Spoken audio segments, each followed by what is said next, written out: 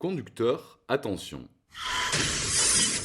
La loi de 1985 sur les accidents de la circulation vous invite à être sur vos gardes en permanence contre les maladresses des piétons, des cyclistes, de vos passagers et des autres automobilistes.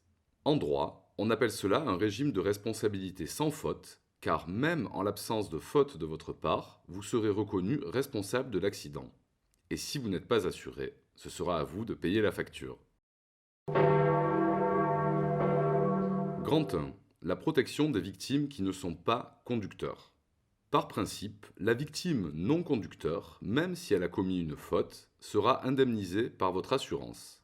Par exemple, un piéton traverse la route alors que le feu est vert pour vous et malheureusement vous le percutez.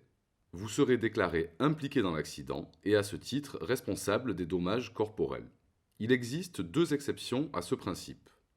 D'abord, il faut que la faute du piéton soit inexcusable, qu'elle soit à l'origine exclusive de l'accident et qu'elle soit d'une exceptionnelle gravité. Si un piéton, ivre, vient s'allonger volontairement de nuit sur une route sans éclairage, alors vous serez exonéré. Vous pouvez aussi être exonéré totalement lorsque la victime a recherché intentionnellement le dommage, en résumé, si elle se suicide.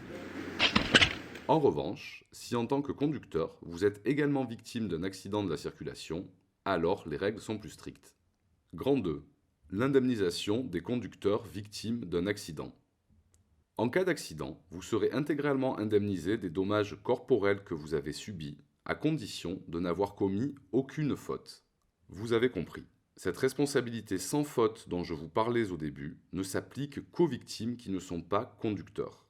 Donc, si vous avez commis une faute dans votre conduite, votre indemnisation sera limitée ou exclue, même si vous êtes assuré. Il faut savoir que vous serez considéré comme conducteur du moment que vous êtes assis derrière le volant, peu importe que le moteur tourne ou non.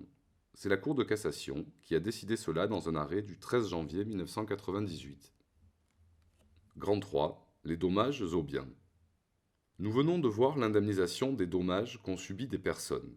En revanche, concernant les dommages matériels, cela peut être votre voiture, votre vélo, votre manteau, nous sommes en présence d'une responsabilité traditionnelle.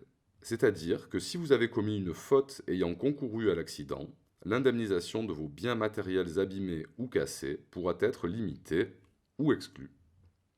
Voyons maintenant des cas particuliers. Les conducteurs ne sont pas toujours les propriétaires du véhicule. Si vous prêtez votre véhicule, il faut d'abord savoir que votre assurance prend obligatoirement en charge le conducteur. Si ce dernier cause un accident, une franchise sera généralement appliquée et celle-ci sera augmentée si le conducteur a moins de 3 ans d'expérience. En revanche, si le conducteur à qui vous avez prêté votre véhicule n'a commis aucune faute, ce sera évidemment l'assurance du propriétaire ou du conducteur du véhicule fautif qui prendra en charge les dommages corporels et matériels. Mais que se passe-t-il en cas d'implication de plusieurs véhicules? Saviez-vous que si votre voiture est garée correctement pendant que vous regardez la télévision, et qu'un chauffard la percute, et qu'à son tour elle percute un piéton, votre responsabilité pourra être engagée? Peut-on être indemnisé si on a percuté un sanglier? L'assurance fonctionne-t-elle en cas d'infraction volontaire? Si vous voulez savoir tout ça, alors il ne vous reste plus qu'à ouvrir un code civil ou vous rapprocher d'un professionnel. En résumé,